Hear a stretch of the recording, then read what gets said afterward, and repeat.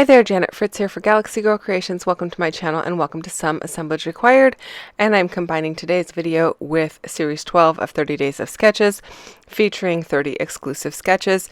And today's sketch is an awesome one from the very talented Shannon Allor, and she is known as She's Crafty over on Instagram, or you can also find her on YouTube.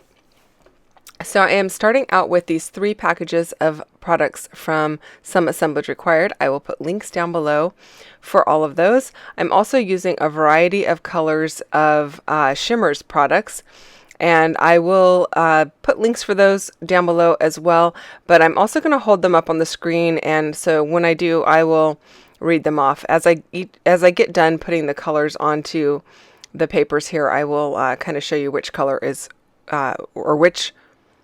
the name for each color. Oh my goodness. So I'm just creating a whole bunch of swatches. That first one is Beats Me, and this one is Plum Crazy. The next one is Honeymoon.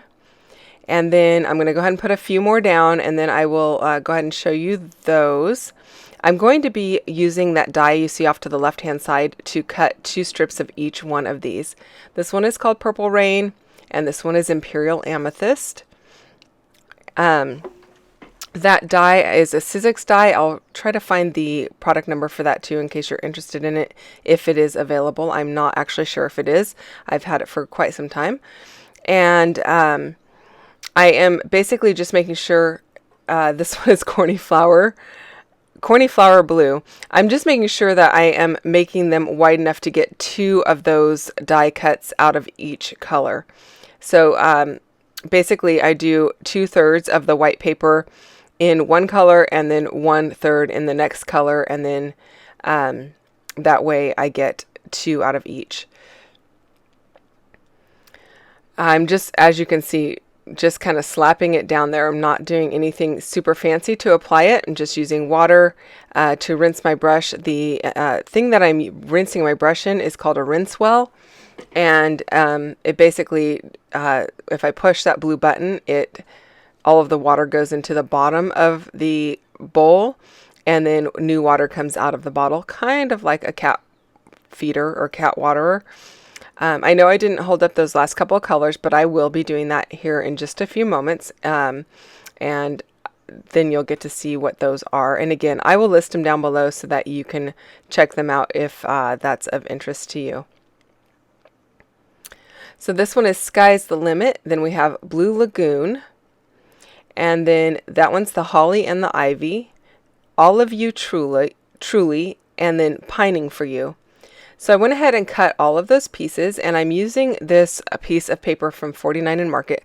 It is from their Gardenia collection, which is their newer collection, and my local store has the entire collection. I just picked up this one sheet of it and 2 or 3 sheets of the black paper. I didn't go hog wild, obviously. I didn't buy any embellishments, and really just like 3 or 4 pieces of paper, most of which were black. And the reason that I didn't is not because I don't like it, but I still have so much Spectrum Sherbet I'm trying to use up. I didn't want to go down the rabbit hole of buying a whole bunch of something else that looks very similar. Granted, the colors are different, like Spectrum Sherbet doesn't have red or purple, but or black, but it's the similar pattern. And so I wanted to kind of use up more of what I had before I invest in something new. So I'm just kind of going with a tone on tone of those border strips, and I am just stacking it up.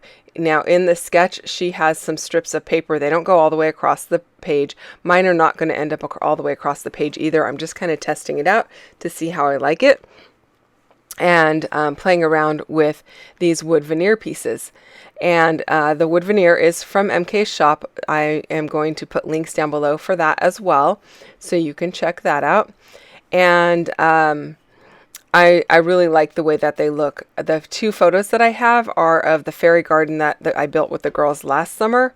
I've already actually documented this for the older of the 2 girls, and this one is going in the younger of the 2 girls album. The main difference is who is in the photo. So the little one is in this photo, obviously, and in the the other page, the older one is in the photo. So I'm getting it into their respective albums, so they both have it documented for themselves. So I am trimming down these so they don't go all the way across the page. I want them to stay a little bit right justified, just like Shannon's got in her layout. I like how she has the hearts kind of floating up the page. I'm going to do something similar with those flowery bits of wood veneer and the butterflies. And that little fairy log is going to go in the upper left-hand corner, pretty much where it is right now, but I am going to alter it by using some paint pens. So you'll see that here in just a few moments. If you see my hands going a little bit crazy, it's because I am also on a Zoom call at the same time.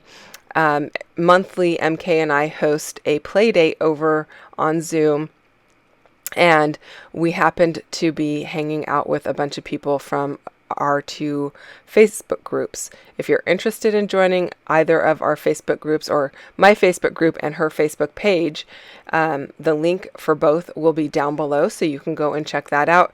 You just ask to join, answer the questions on mine, and I will go ahead and admit you so that you can come and hang out with us over in our group, and then you'll get notifications of the play dates as well. And what do we do on a play date? We just kind of, it's a Zoom call, and we all just create and chat. There's no teaching involved, nothing of any, well, sometimes there are, I won't say announcements, but sometimes you get little spoiler alerts about things when people ask. So, it's always a good thing to come and join us, because you might find out something that is of interest to you. Also, it's just kind of fun to hang out and craft anyway. It's kind of like being at a crop without having to leave your home. So, again, links are down below for that. So I'm just kind of layering this up, going with a kind of tone-on-tone feel. I really like the way that these colors go so well with my background. I'm really happy with that. One thing is, with this 49 in market paper, I always forget to cut the branding strip off. Unless I'm using the A side. But when I'm using a B side like this one, I totally forget. And that is why my paper looks a little bit longer than 12 by 12, and I am certainly glad I remembered when I realized it when I did, because had I built it as tall as I wanted with my stack of borders there, I probably would have had to, I don't know what I would have done. I would have been way too far to the bottom. But I was able to go ahead and trim a little bit off the bottom. It's about 3/4 of an inch. And see, this is when I realize it. Oh, shoot. And I'm able to trim off about 3/4 of an inch, and it still looks okay. I took about a quarter, or half an inch off the bottom and 1/4 of an inch off the top. But as you can see at the top, there's a little bit of white detailing. I didn't want to cut into that, so that's why I didn't take as much off the top. I was able to split the difference, and it worked out okay. So now I'm tucking a few more of these little lacy die cuts in and amongst the ones that I've already got going on. I'm going to layer up 3 or 4 of them up here in the upper left. I'm just figuring out which ones I want where, and I don't want them all to end at the exact same spot. I want them to kind of be staggered. And so by making each scallop end at the join of the 2 scallops behind it, that seems to work really well. And I like the way that it ends up looking. So I'm just using a little liquid glue to adhere all of those on, and now I'm going to pick up my paper and I'm just going to trim it off of the edge so that it's just coming in from the side of the paper, just like Shannon's got on hers. She's got some upper left-hand corner detailing there. Now the wood veneer pieces, when you get those from some Assemblage Required, they all come with a masking over the top of the wood. They do look like wood in their current state, but there is a little masking over the top that is the color of the wood.